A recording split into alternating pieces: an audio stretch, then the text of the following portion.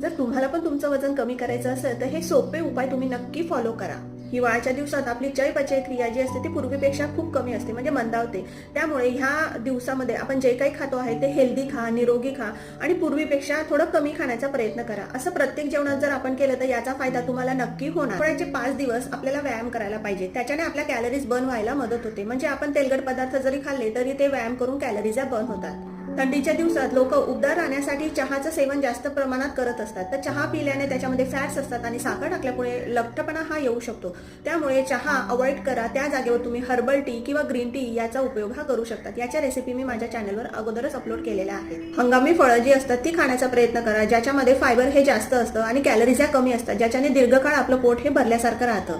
Hydrate राहण्याचा प्रयत्न करा. जेव्हा तुम्ही जास्त पाणी पितात तेव्हा आपल्या ज्या शरीरातली जी विषारी द्रव्य आहे ती बाहेर टाकली जातात आणि यामुळे चरबी बर्न करायला फार मदत होते. अशा पद्धतीने आपण आपलं वजन कमी करण्यासाठी